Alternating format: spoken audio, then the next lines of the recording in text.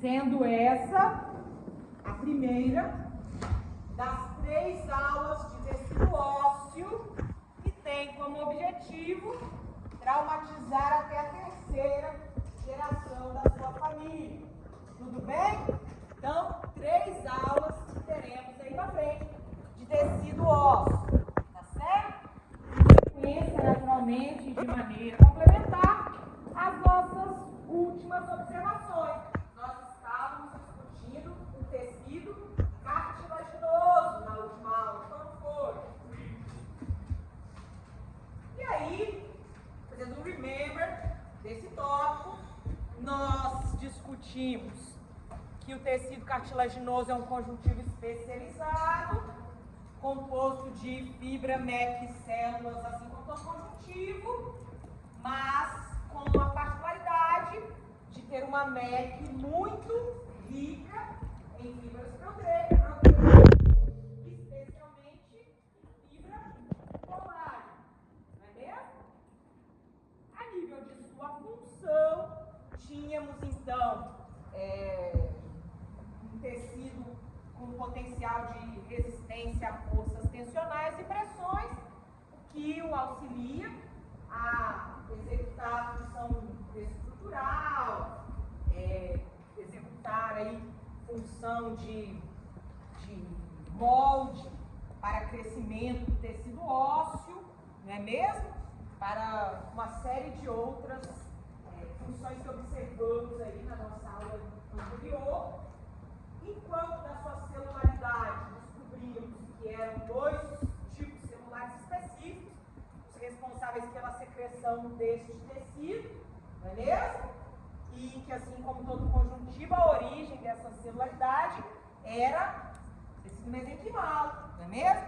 E nós encontrávamos essas células, pelo menos em alguns grupos cartilaginosos, numa estrutura conjuntiva chamada de pericôndrio, não é mesmo? Pericôndrio, então, presente na cartilagem hialina e elástica, mas não presente na cartilagem fibrosa, quando for. E aí, também ausente nas cartilagens de articulações.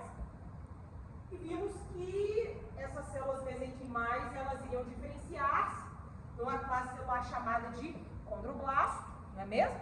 E que este condroblasto, uma vez ativo com a função secretiva da matriz cartilaginosa, à medida que a secretava, evoluía até atingir uma maturação que o transformava em um condrócito, não é mesmo?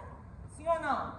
Condrócito este que acabava enclausurado na matriz cartilaginosa em espaços denominados de lacunas, não é mesmo? Vimos, quando classificamos as diferentes cartilagens, que a maior concentração que temos de cartilagem no nosso organismo é do tipo hialina, uma cartilagem rica em colágeno 2, não é mesmo? Mas vimos também que outras com funções específicas também irão se distribuir, como, por exemplo, a cartilagem fibrosa do disco epifisário, que tem função de redução atritiva entre, né, as suas...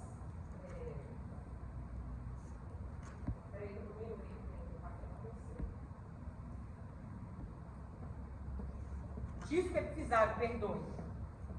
Este que era composto de cartilagem fibrosa e estava onde?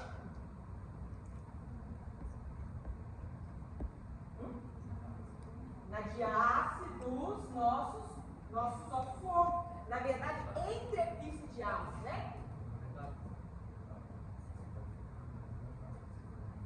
Entre diástase e epífice. E tínhamos, por fim, cartilagem também com objetivo de redução de força atritiva, que ficava compondo os nossos discos intervertebrais, não é mesmo?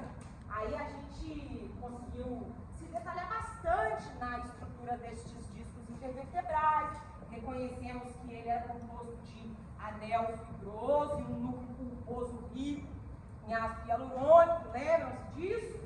E que, à medida que tínhamos força excessiva entre vértebras, isso poderia induzir um quadro clínico que nós chamamos de disco. O que induz a formação de uma rompimento da cápsula fibrosa com consequente extravasamento do núcleo fibroso. E aí a força de pressão induzida sobre essas vértebras acaba por promover um achatamento que pinça os seus nervos, não é mesmo? Provocando dores muito intensas. Este foi o caso, né, a nossa aplicação clínica mais importante dessa aula. Apesar de que, quando nós voltamos lá, né, na nossa cartilagem epifisária, a gente tem que considerar o seu importante papel no crescimento longitudinal dos ossos longos, lembram disso? Esse assunto, eu até não me detalhei muito nele quando nós estávamos discutindo o cartilaginoso, porque nós iremos compreender até em etapas como é que esse processo se dá agora aqui a nível de tecido ósseo. Bem, então nós iremos voltar ainda neste tempo.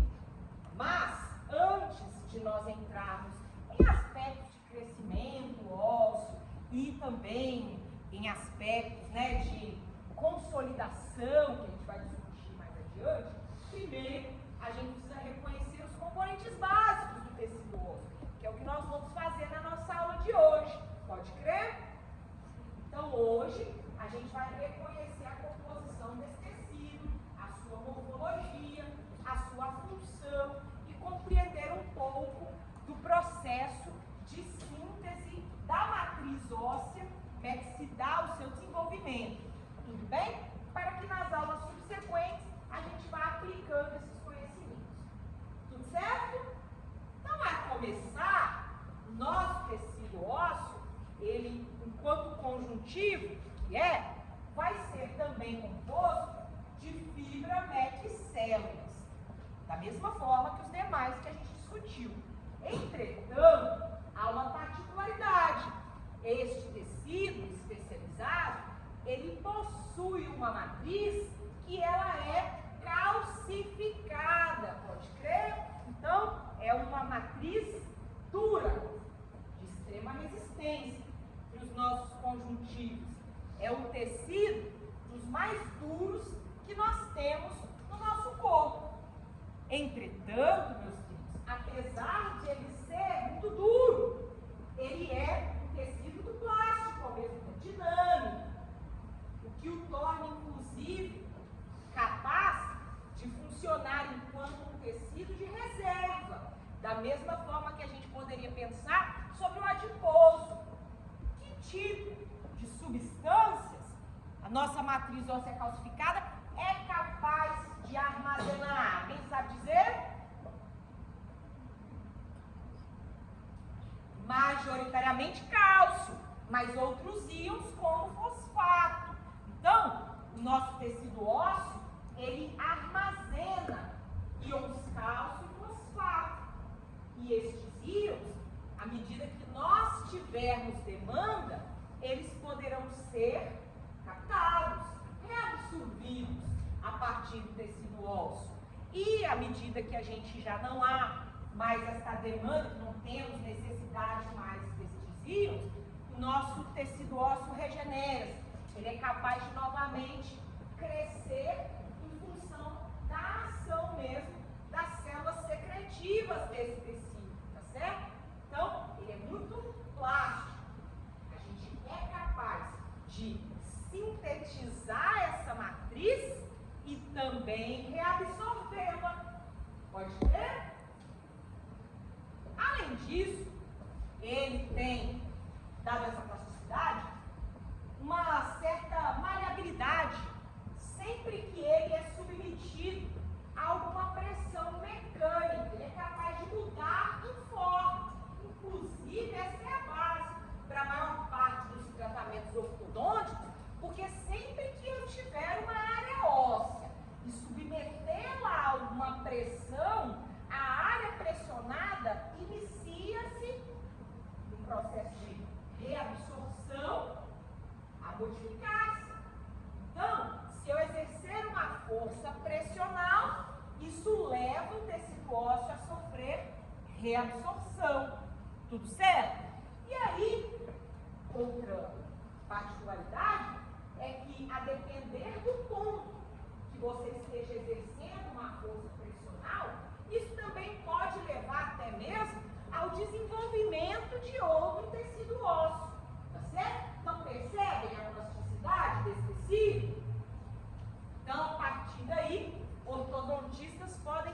promover o remodelamento desse tecido, é a base para uma série de terapêuticas. Tudo bem? Tranquilo? Então, apesar de ser um tecido duro, ele é extremamente maleável, ele é mutável, principalmente em resposta a necessidades, demandas nutricionais, mas também a forças de pressão controladas, que podem até ser estabelecidas aí para tratamentos de diversas naturezas. Mas, a nível de suas funções prioritárias e majoritárias, a gente vai ter o nosso tecido ósseo como componente do esqueleto, esse que tem o objetivo de dar suporte para os seus tecidos moles. Outra das suas funções é proteger órgãos vitais, aqueles que ficam em em cavidades, perdão. Por exemplo, eu tenho caixa craniana, torácica, canal raquidiano. Todas essas estruturas, elas têm o objetivo de proteger estruturas mais delicadas, concorda?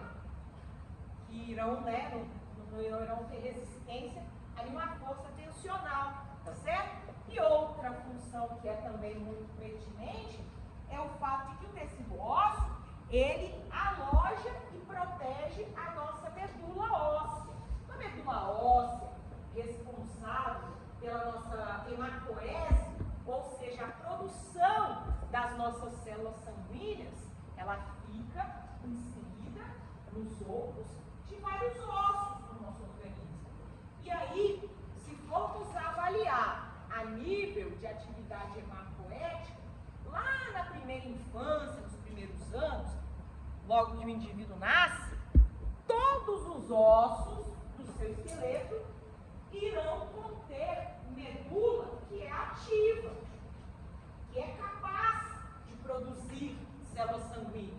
A gente chama esse tipo de medula vermelha, pode crer? Então, a medula ativa, que tem abundância nas chamadas células tronco-hematopoéticas, ou CTH, que originam as diferentes linhagens celulares do nosso tecido sanguíneo. Entretanto, à medida que nós envelhecemos, atingimos a puberdade a seguir, essa medula vermelha ativa, ela que estava antes distribuída por todos os ossos, ela vai sendo gradualmente substituída por gordura, tecido adiposo. E aí, essa medula que é substituída por gordura, ela já não é ativa mais, ela é incapaz de produzir células sanguíneas. A gente chama essa medula de medula amarela. Obviamente que nós não iremos ficar na ausência completa de medula ativa. Ela só começa a restringir alguns ossos em específico. Por exemplo, as epífises de ossos longos, nos ossos chatos, tipo pelvis, no crânio, nas vértebras e na costela e o esternum. E aí, à medida que o indivíduo vai atingindo a senilidade, reduz ainda mais a quantidade de medula ativa. Então, olha que bonitinho. Aqui você tem um desenho esquemático de como é que a medula distribui-se desde a infância até a idade mais avançada. Enquanto de início você tem medula vermelha em tudo, ela começa depois a ficar concentrada nestes que eu já citei, até atingir o momento que ela vai estar apenas no externo, vértebras, costelas e lá na dípare dos ossos do crânio, e também na região superior da pelve. Aí eu pergunto para você, este processo, você acredita que irá induzir algum quadro anêmico, por exemplo? Sim ou não? Sim, né? Inclusive é muito comum indivíduos com idade mais avançada terem em algum grau de quadro anêmico, mas naturalmente que não é um quadro anêmico grave, como nós observaríamos em indivíduos que sofrem de uma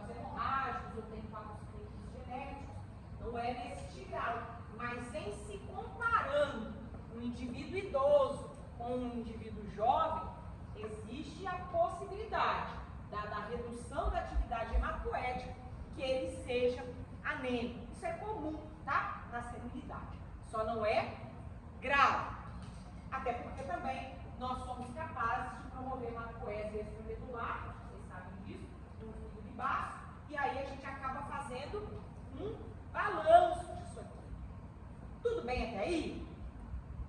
Naturalmente que quando nós estivermos discutindo tecido sanguíneo, a gente se aprofunda nisso, mas estamos apenas introduzindo esses conceitos. Tudo bem? Então aqui está para vocês esclarecido uma das funções aí do tecido ósseo, que é armazenar e proteger a medula.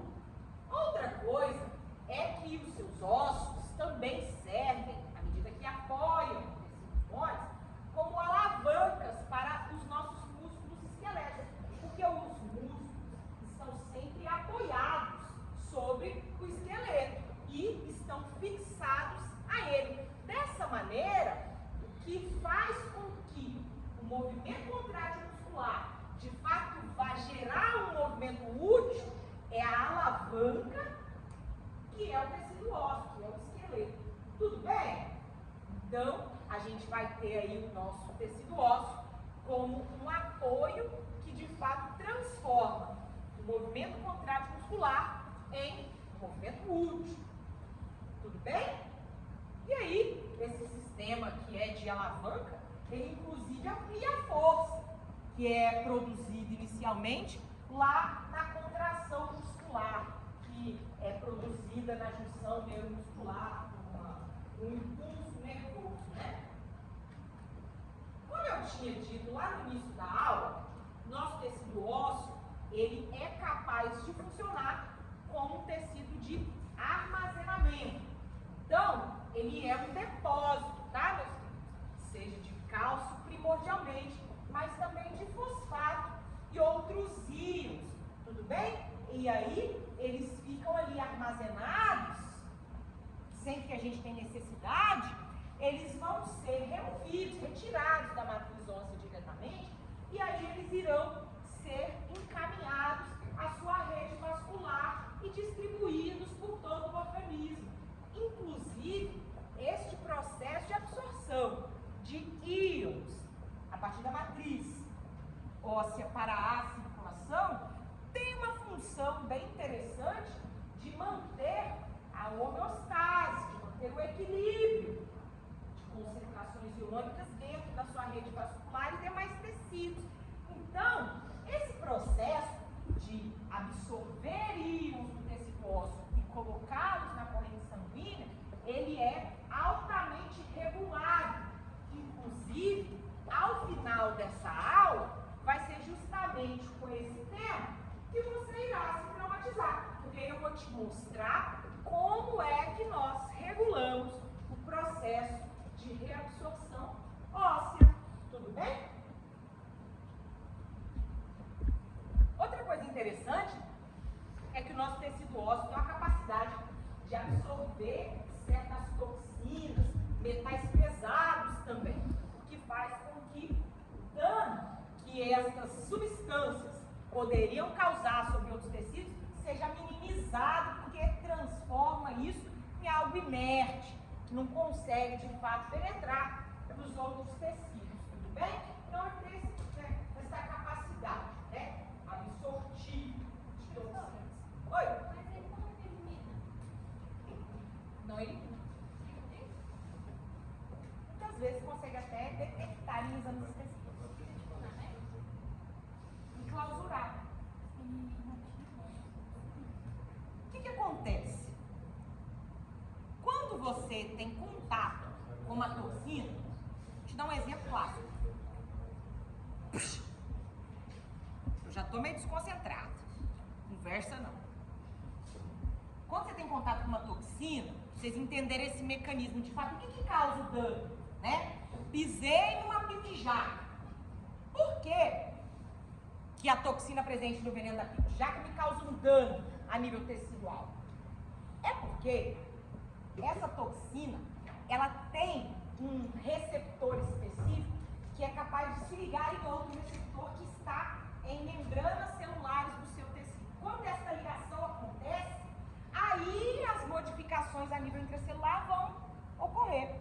No caso específico de toxina de veneno de pico de jaca, isso vai promover necrose, quadros hemorrágicos, concorda?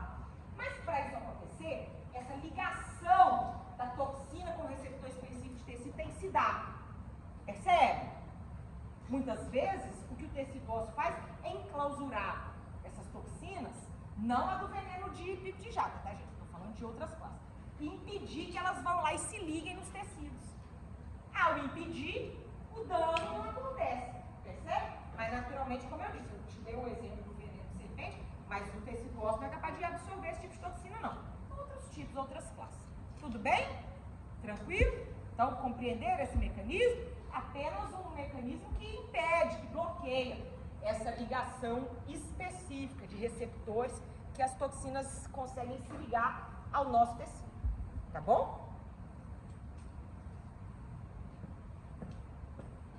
E aí, meus queridos, como nós já sabemos, esse tecido que é um conjuntivo, ele vai ter que ter um grupo celular, concorda? Inserido ali dentro da sua matriz. E nesse momento vocês vão perceber que tem muitas coisas que são comuns entre o tecido ósseo cartilaginoso a nível de celularidade e secreção de matriz. Da mesma forma que a gente observa no cartilaginoso que existe uma área externa à cartilagem que consegue entregar células mesenquimais que vão se diferenciar nos nossos condroblastos e condrócitos. Aqui no tecido ósseo isso também acontece. Eu tenho também um grupo de células mesenquimais que irão se diferenciar nas células específicas do tecido ósseo. Mas ao invés de condroblasto e condrócito, que está na sua cartilagem, o que a gente tem no tecido ósseo são os osteoblastos e os osteócitos. E aí, o que também é comum entre o tecido cartilaginoso e ósseo é que as células secretoras de matriz, elas também irão produzir a matriz óssea e à medida que forem produzindo ela, que ela for desenvolvendo, ela também vai enclausurar estes osteócitos em lacunas no meio dessa matriz que é dura. Percebe? Igualzinho no cartilaginoso. A única diferença, e daí a gente vai se detalhar muito nisso nas próximas aulas, é que na cartilagem, como vocês viram, não tem vascularização, concorda? Sim ou não? No tecido ósseo é diferente. No tecido ósseo tem vascularização. Precisa ter, porque senão como é que as suas células sanguíneas que estão sendo produzidas na medula vão sair de lá? E aí, dentro do tecido ósseo, essas lacunas nas quais os osteócitos ficam enclausurados, elas estendem projeções, eu vou mostrar para vocês, que são canalículos que vão ligando essas lacunas umas nas outras, numa organização em sistema que permite a passagem da rede vascular e nervosa. Olha que maneiro! Tudo bem? Mas calma, que veremos isso em imagens baseadas em fatos reais. Já te adiantei que as nossas células secretoras de matriz óssea são inicialmente os nossos osteoblastos, originados de células mesenquimais, e depois eles irão transformar-se em osteócitos. Tudo bem até aqui? Mas o tecido ósseo, ele tem uma segunda classe de células, que essa é diferente e que não existe na matriz cartilaginosa. Eu falei com você no início da aula que nós somos capazes de reabsorver a matriz óssea, concorda? Na intenção de reabsorver íons calcifosfato, não é mesmo? Para a gente ser capaz de fazer isso, de reabsorver essa matriz, a gente conta com um grupo de células, e essas aqui não são de derivação mesenquimal, elas são hematoéticas, que são chamadas de osteoclastos. Os osteoclastos são células derivadas de macrófagos, parecidos com aquelas fagocitárias que a gente tem no sistema imune inato, que eu te esclareci quando nós estávamos falando de célula conjuntiva. Você lembra? Pois muito bem, o osteoclasto, ele é o responsável por reabsorver a matriz óssea. Tudo bem? Então, enquanto estes aqui secretam, produzem matriz, esse aqui absorve. Tudo bem? Sim ou não? Tá? Olha que lindo! Você, que é um histopatologista já praticamente formado, vai me dizer, sem ler, quem são os nossos osteócitos e osteoblastos, baseados nos seus conhecimentos prévios.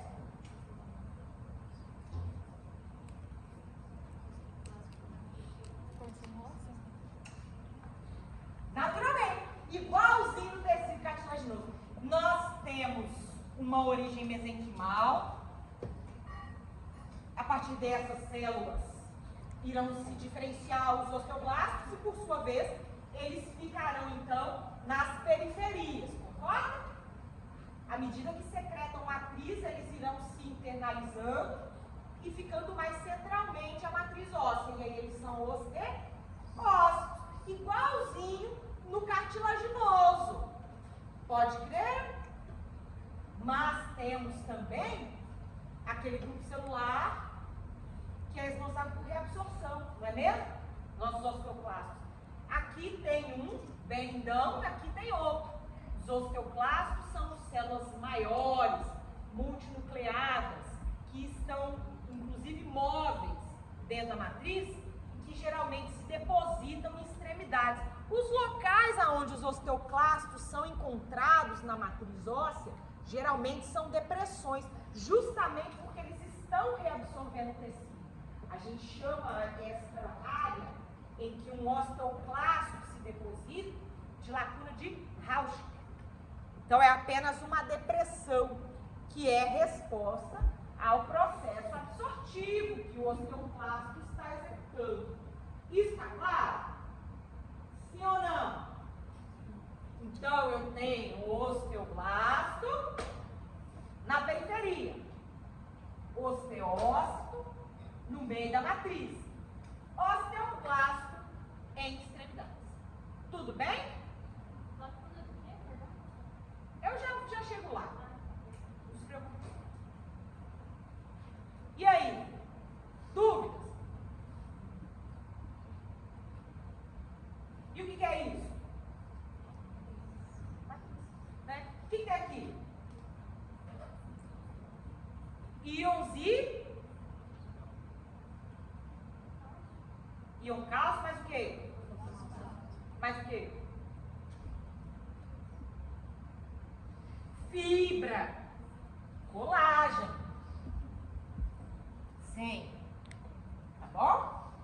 A gente sabe disso, pois eu mostrei para vocês em aulas pregressas que na osteogênese perfeita há uma fragilidade óssea por termo de colágeno. É ou não é? Então tem colágeno lá no meio. Você concorda?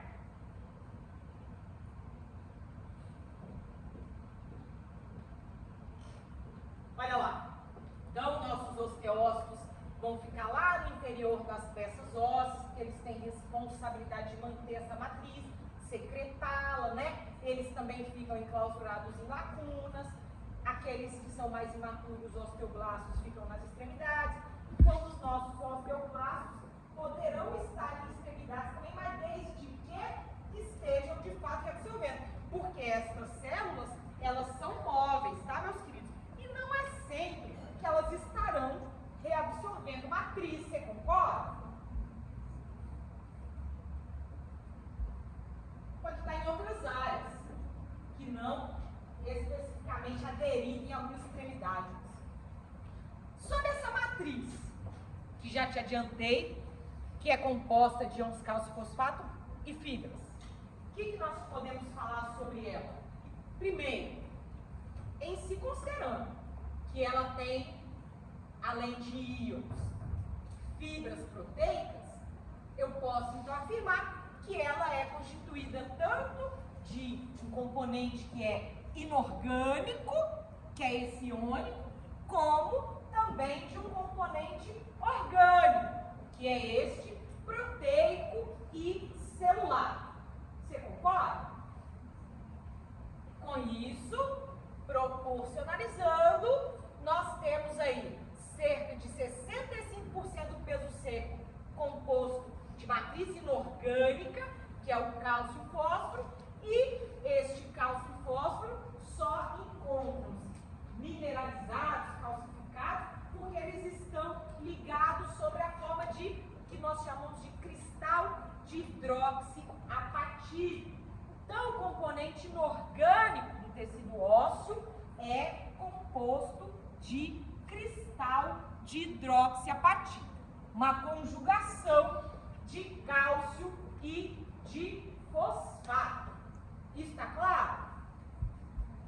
Sim ou não? Ótimo. Mas teremos ainda, correspondendo aí a aproximadamente 35% do peso seco do osso, o componente orgânico. O que é o componente orgânico? É praticamente todo de colágeno, mais especificamente de colágeno 1. 90% da parte orgânica da matriz óssea é colágeno 1, mas não podemos deixar de considerar outros componentes orgânicos, que são a própria celularidade do tecido ósseo. Tudo bem? Mas 90% dessa, que é a parte orgânica, é de colágeno 1. Diferente, por exemplo, da cartilagem hialina, que é de colágeno 2, né? Olha aí de novo. Fala pra mim. Ó, nós temos essa lâmina bonitinha lá no laboratório pra ver hoje. Tão lindo. O que é isso aqui? O que é isso aqui? O que é isso aqui? Opa! O que é isso aqui? Pronto. Já gabaritou sua prova prática. Tá bom?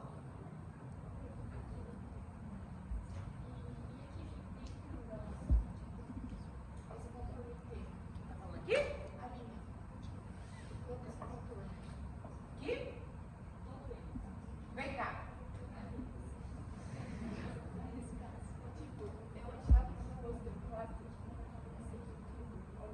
Não.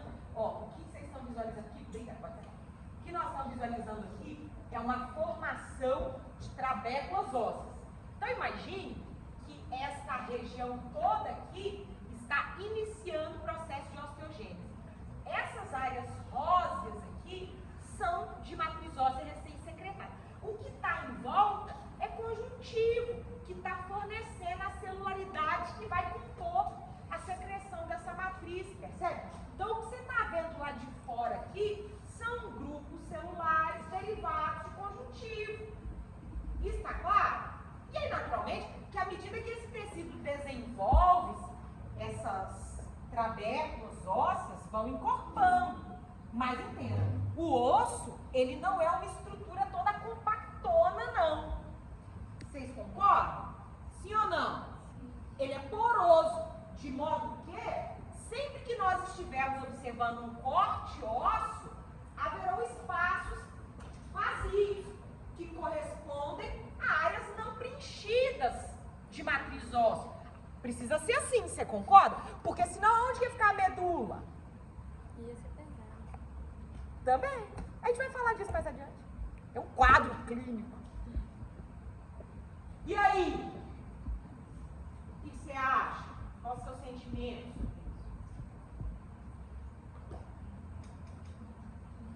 Estou achando que vocês estão muito animados. O que está acontecendo?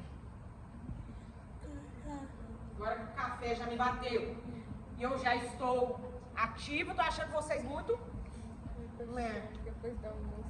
Eu acho que nós precisamos fazer um acordo entre nós que ninguém pode almoçar feijoada nesse dia, porque senão não tem nem condições.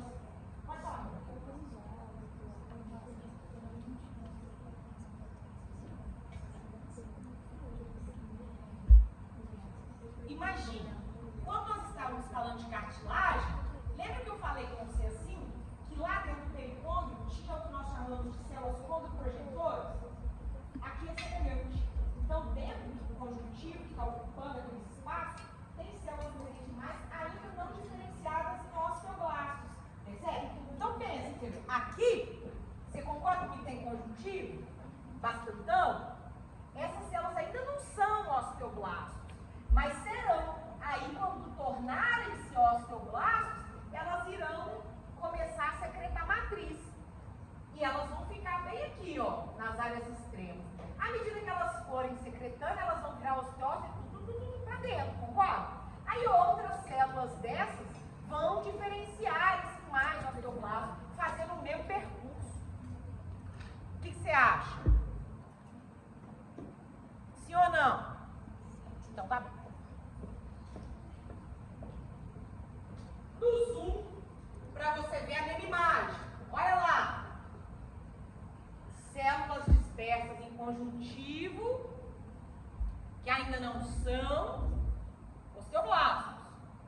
Células que agora já são osteoblastos e começam a secretar matriz. Bem aqui na extremidade. E aqui, osteócito. E aí? Quem é esse? Eu. Misturada aí nesse bolo, né? A matriz óssea, que é isso aqui que você está visualizando, é uma mistura de hidroxiapatita e fibra colágena 1. Mas ela não sai, então.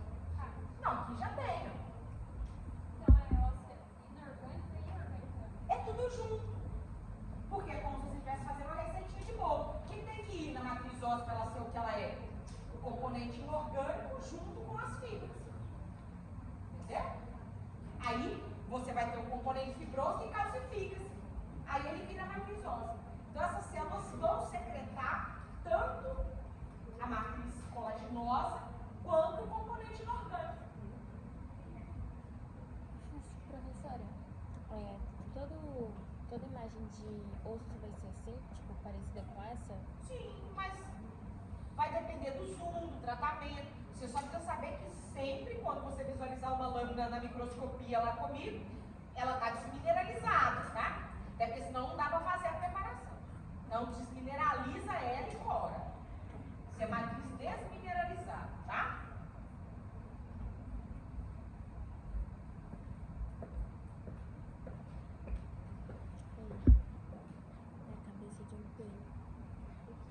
E aí, da mesma maneira que na cartilagem, a gente também tem um conjuntivo responsável por fornecer celularidade. E não só isso, ela também vai fornecer o quê? Vascularidade. Concorda?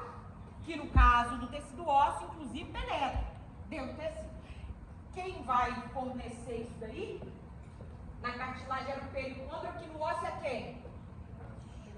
Periósteo. A diferença é que, considerando que dentro do tecido ósseo a gente tem canais, a gente tem poucos, por assim dizer, vai haver também um conjuntivo que reveste essas áreas, que é o que a gente chama de endócito. Então, toda cavidade óssea tem um revestimento de conjuntivo chamado de endócito. Tudo bem? Então, periósteo na parte externa, endócito na cavidade. Tá bom?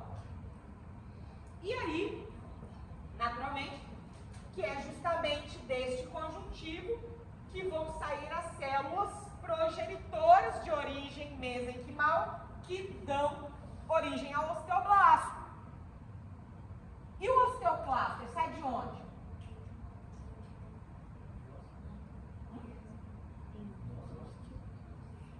O macrófago é que é o primo dele. Então, assim como o macrófago, o osteoclasto também é uma célula hematopoética. Então, é a única célula deste tecido que não tem origem mesenquimal, porque ela é hematopoética. Tudo bem? Tranquilo? Então tá bom.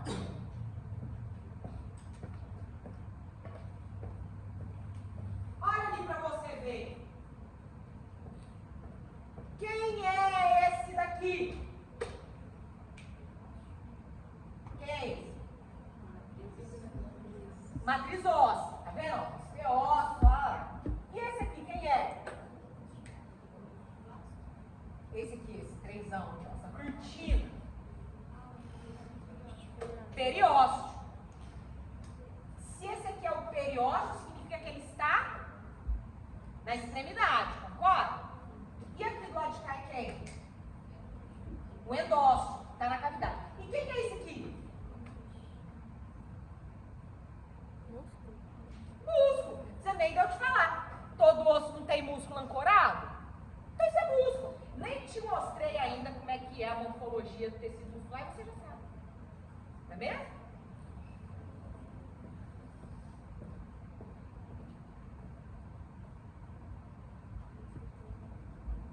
E aí, né, meus queridos, quando a gente fala em celularidade dentro do tecido ósseo, ela tanto pode ser oriunda do periósteo quanto do endósteo. E é interessante porque muitas vezes, no processo de remodelação, de recuperação óssea que acontece no pós-fratura, por exemplo, traumatismos mecânicos, quem vai fornecer a celularidade para fazer essa consolidação é o endósteo, que fica exposto no momento da fratura, você concorda? Aí a gente vai, daqui a uns 2 dias, se traumatizar com o processo de consolidação óssea, que é muito legal, tá bom? Tranquilo? E aí, outra coisa é que, levando em consideração que a gente tem muita vascularização dentro do tecido ósseo, é necessário mesmo essa abundância em conjuntivo, porque daí a gente vai ter conexão com vasos sanguíneos, tanto partindo do periósteo quanto atingindo o endósteo, tudo bem? Tudo certo?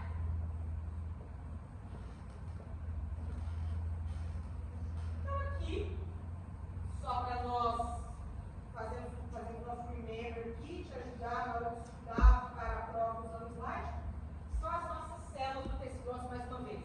A começar do osteoblasto, essa aqui é uma célula secretora, ainda imatura, derivada direta de células osteoprogetoras do mesênio, do seu periósteo.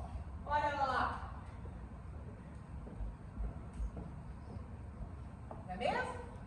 Particularidade sobre esse corte. Falei com você no tecido cartilaginoso que muitas vezes a cartilagem ela serve de molde para a formação óssea. Como foi? O que você está visualizando aqui é justamente isso. Aqui é um molde cartilaginoso, bem roxinho aqui, ó.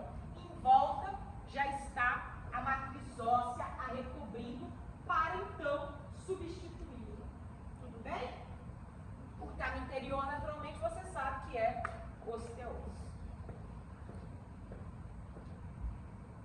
Olha aí de novo que lindo.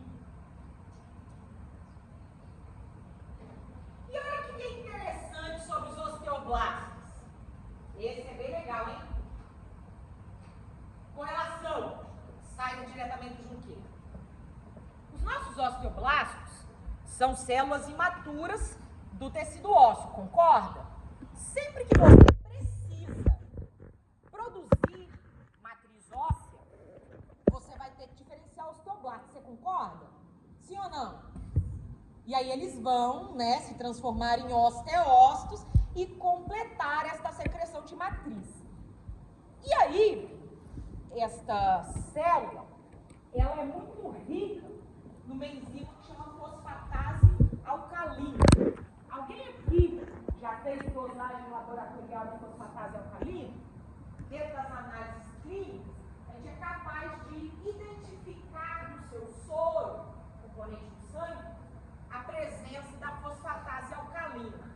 Naturalmente, ela não é apenas produzida pelo osteoblasto, mas ela é muito produzida pelo osteoblasto. De modo que, toda vez que o indivíduo entra num processo que demanda remodelação óssea, que demanda secreção de matriz óssea, a produção aumentada de osteoblasto vai aumentar os níveis de fosfatase alcalina no sangue.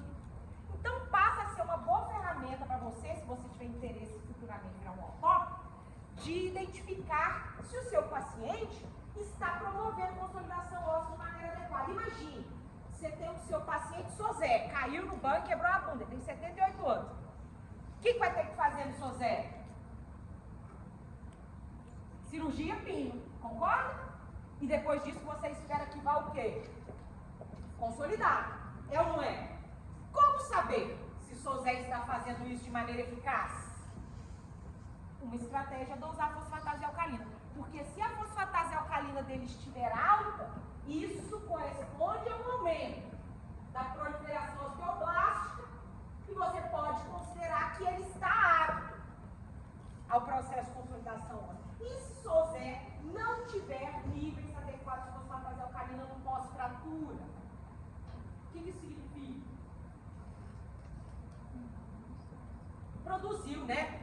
Quantidade adequada de osteoblastos, que provavelmente vai ter dificuldades no processo de consolidação. Isso está claro? Sim ou não? Mas como eu disse, não é a única aplicação para este exame sorológico. De dosagem sorológica pode ser aplicado a outras situações, a outros quadros, por exemplo, quadros hepáticos, porque existem outras células no nosso organismo que produzem fosfatase alcalina. Tudo bem? E aí, o que vocês acham? Certo? E aí temos os nossos osteócitos.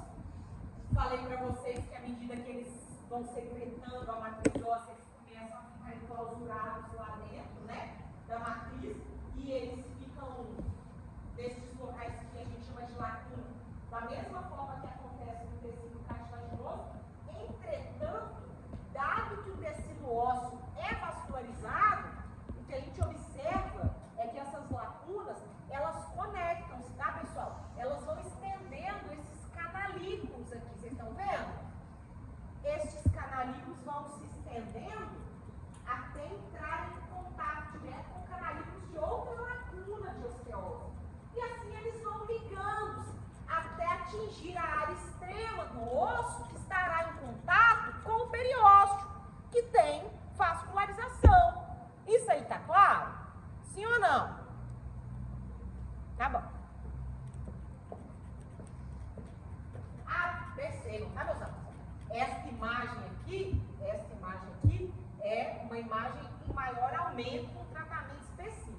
Vai chegar lá na aula prática, nós não vamos conseguir visualizar isso aqui, não. Nós vamos conseguir visualizar isso aqui, mas não isso. Aí eu te adianto, se eu botar isso aí na prova, se você disser lá com um canalículo, eu vou descer você zero. Porque você tem que responder o que você vê. Você concorda?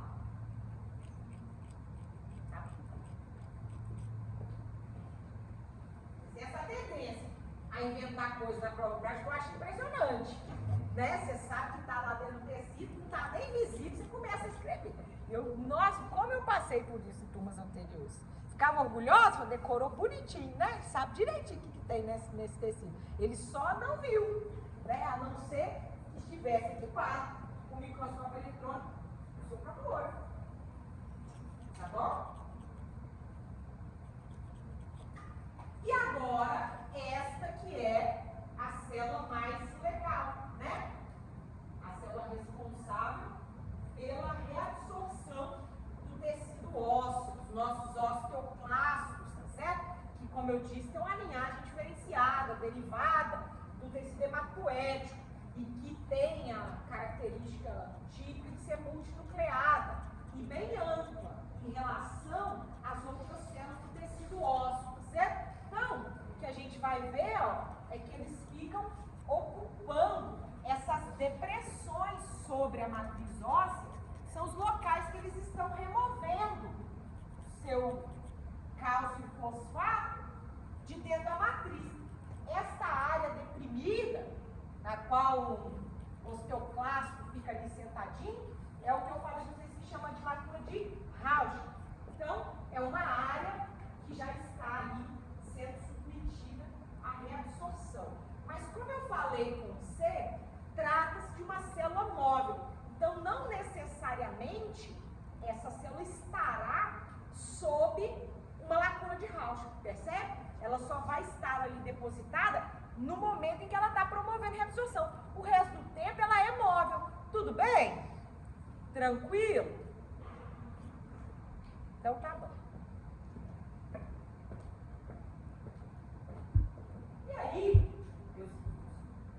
a gente vai se detalhar um pouco na morfologia dessa célula e em como que ela promove esse processo absortivo, porque de fato é uma coisa muito importante para nós a nível fisiológico, tá certo?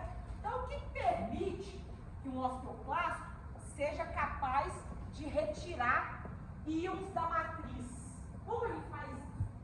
Primeiro, porque ele tem uma morfologia típica, em que a gente pode distingui-los em 4 regiões. A primeira a gente chama de zona basal. A seguir à zona basal, tem uma área bem específica que inclusive está diretamente envolvida no processo absortivo, que é o que a gente chama de borda preguiada. Então, a borda preguiada é a estrutura diretamente ligada ao processo de absorção óssea. Temos depois o que nós chamamos de zona clara, que também fica em contato ali com a periferia óssea. E temos, por fim, o que a gente chama de zona vesicular. Essa zona vesicular, ela é que tem vesículas que irão transportar os íons recém-absorvidos da matriz para dentro do osteoclasto e depois disso para a destinação que é a rede vascular. Então, o que acontece nesse processo? Eu tenho uma borda preguiada que vai reabsorver esses íons. Estes íons, ao penetrar dentro do osteoclasto, vão imediatamente sendo enclausurados em vesículas que estão aqui na zona vesicular. O que é uma vesícula? Você já trabalhou, sei lá, na biocéfalo? É como se fosse uma bolha, que é formada ali por fragmentos de membrana para individualizar alguma substância dentro do citoplasma celular. Isso está claro?